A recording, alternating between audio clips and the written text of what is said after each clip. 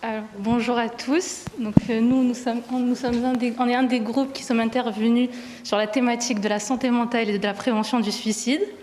Donc, moi, c'est Nadine, je suis étudiante en 3e année de médecine. Moi, c'est Mélanie, je suis étudiante en 2e année de kiné. Moi, c'est Maya, je suis étudiante infirmière en 2e année. Et moi, c'est Antoine, je suis étudiant en 5e année de pharmacie. Du coup, nous sommes intervenus dans le collège Boris Vian à Croix, et du coup dans la thématique santé mentale. Et le but de ce module, de cette intervention, c'était pas de faire un cours théorique sur la santé mentale et le harcèlement, mais vraiment de leur donner des astuces et des moyens de s'entraider entre eux et de renforcer leur aptitude personnelle à s'entraider entre eux, à repérer leurs camarades qui vont mal. Et voilà. Et ouais, c'était un module qui a été conçu par des spécialistes en psychiatrie, qui nous a été présenté par des internes en psychiatrie et des psychiatres.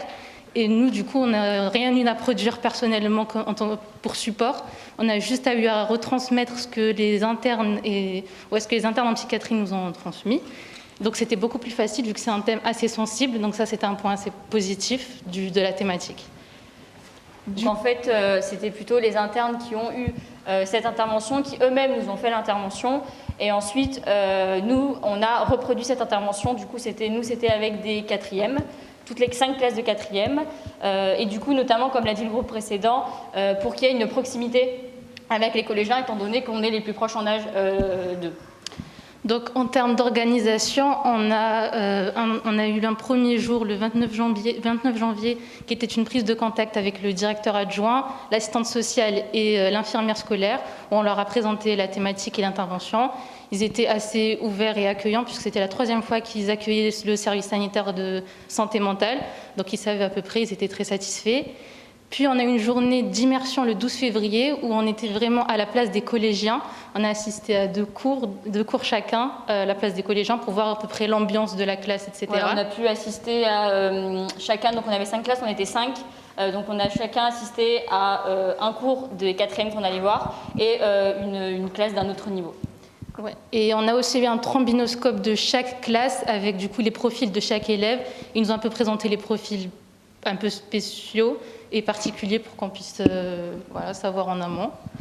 Donc l'intervention elle a commencé le 19 mars et c'était, comme l'a dit Mélanie, 5 classes de 4e. Et l'intervention s'est organisée en 2 séances pour chaque classe. Une première séance où c'était une séance d'1h30 où on a présenté 4 vidéos sur 4 thèmes différents d'harcèlement physique, harcèlement sexuel, cyberharcèlement, solitude et comportement agressif. Et le but, c'était à travers ces vidéos d'avoir une séance interactive avec les collégiens et de vraiment débattre entre nous sur ces vidéos, sur ce qui se passait. Et globalement, on a eu une bonne interaction. Les élèves étaient assez participatifs, ils connaissaient quand même pas mal de choses sur le sujet, donc ça c'était bien. Et le but d'intervention, c'était vraiment, à travers toutes ces vidéos, de leur donner les bases pour s'entraider entre eux à travers 4 messages clés qui sont 4 étapes pour s'aider. Alors, donc, le premier message clé, c'était le ou la repérer. Donc, c'était essayer de transmettre aux collégiens comment on peut repérer quelqu'un qui va mal. Donc, à la fois, il y avait des signes internes, c'est-à-dire quelqu'un qui ne regarde pas l'autre, quelqu'un qui a la tête baissée. Au niveau vestimentaire, c'était le signe de la capuche. Mais également, il y avait d'autres comportements qui pouvaient dire qu'un étudiant, enfin un élève va mal. C'était notamment les conduites à risque, donc consommation d'alcool, drogue. Donc voilà, essayer de voir un comportement qui signifie un jeune est en souffrance. Après, l'autre message clé, c'était lui parler, enfin faire le premier pas. Donc ça, c'est vraiment le plus difficile, c'est-à-dire essayer d'encourager les collégiens à aller voir une personne en souffrance. Et pour ce faire, on a essayé de donner des clés, des astuces, essayer d'interpeller la personne, par exemple par un message, essayer d'aller la voir à la fin d'un cours. Donc essayer de faire le premier pas. Après, le 3e message, c'était vraiment lui parler. Et donc comment on parle à quelqu'un qui souffre, on essaie d'être ouvert, de ne pas avoir de jugement. Donc essayer de renforcer cet aspect-là d'écoute active. Et ça, on s'est rendu compte que ça, c'était difficile, que souvent, quand on allait parler à quelqu'un, on était plutôt dans le jugement. Donc là, les collégiens avaient tendance à juger les autres. Et nous, on a bien rappelé que Si on veut aider quelqu'un, il faut avant tout l'écouter. Et enfin, le dernier message clé, c'était l'aider à se faire aider. Donc là, à travers toutes les vidéos, en fait, on a évoqué toutes les ressources que les collégiens pouvaient avoir. À la fois des ressources au niveau du collège. Donc là, on a toujours rappelé les professeurs, les surveillants, le CPE, l'infirmière, le directeur, mais également des ressources que les collégiens savent moins, c'est-à-dire tous les organismes. Et notamment, on a parlé de 2 organismes. Donc les CMP, qui sont les centres médico-psychologiques, et la maison des adolescents, en rappelant bien leurs fonctions et leur donnant aussi les adresses et comment s'y rendre et comment trouver en fonction de son adresse. Et on a aussi précisé que les médecins traitants sont faits aussi pour ce genre de choses et qu'ils peuvent aller les voir sans forcément être accompagnés de leurs parents, et qu'en cas de risque instantané de suicide ou de mise en danger, qu'ils pouvaient appeler le 15, donc le SAMU. Et donc ça, c'était pour la première séance, et ensuite 1h30, et ensuite on a eu une deuxième séance d'1h30 où c'était cette fois-ci des jeux de rôle qui ont été aussi conçus par les psychiatres et les spécialistes en psychiatrie. Et donc le but de cette séance, c'était vraiment de mettre en pratique tout ce qu'on leur avait appris lors de la première séance. Donc là, c'était un peu plus compliqué niveau discipline, mais ça va. Alors, à savoir qu'on a préféré les mettre par groupe d'affinité, donc on faisait 5 groupes parce qu'on était 5, comme ça on était chacun sur un groupe, donc par affinité, parfois déconseillé par les professeurs qui étaient avec nous, mais ça permettait de libérer la parole dans des groupes d'amis, et donc ça a été beaucoup de rire, ça a été une effervescence, donc pour l'attention ça a été plus difficile à maintenir, surtout en fin de journée. Les collégiens en fin de journée, c'est plus compliqué, surtout le vendredi. Mais au final, c'est plutôt bien passé, ils sont prêts au jeu, et ça leur a permis de voir la difficulté de mettre en place justement ces 4 mots-clés, mais également de leur donner de nouvelles idées, des façons d'approcher leurs camarades. Et à l'issue en fait de ces mises en scène et des 4 vidéos, on a demandé aux collégiens d'écrire sur un bout de papier ce qu'ils avaient ressenti. Voilà, et puis en fait ça nous a permis de voir notre impact et voir le retour qu'on a eu. Et donc on a vraiment eu des bons retours. Vraiment, ils nous ont dit que ça leur avait plu. Donc vraiment ça c'était très positif. Et vraiment on a eu une bonne participation. Et je veux dire qu'aux futurs étudiants qui vont prendre la thématique santé mentale, ça peut parfois faire peur. C'est vrai que santé mentale, on pense tout de suite au harcèlement, au suicide, mais c'est beaucoup plus large que ça. Et nous, vraiment, on a essayé de faire passer le mot que voilà, on ne parlait pas que du harcèlement, on parlait vraiment de l'entraide entre collégiens, de la bonne entente entre tous les collégiens. Donc vraiment, pas avoir peur, et puis on a bien été formés avant d'aller sur les terrains.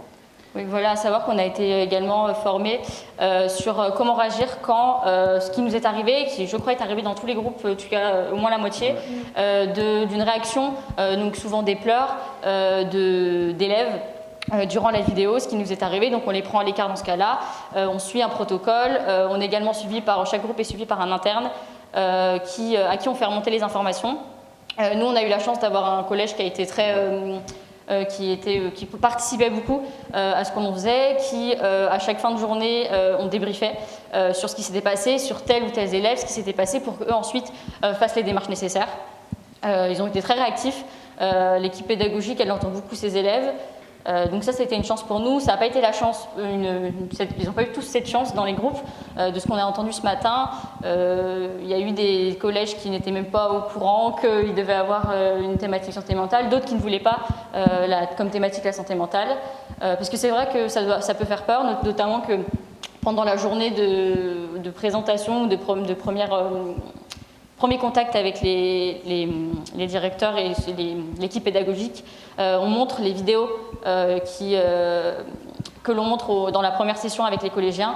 Ça leur permet de s'ils le veulent, enlever des vidéos ou certaines parties de vidéos, notamment qu'il y a certaines vidéos que souvent les élèves ont vues, parce que nous, dans notre cas, ce collège avait mis beaucoup d'actions en place depuis la 6e et surtout le parcours scolaire, du moins au collège, pour que les élèves soient au maximum sensibilisés, et on l'a vu dans les réponses données lors de la première intervention, enfin la première partie de l'intervention.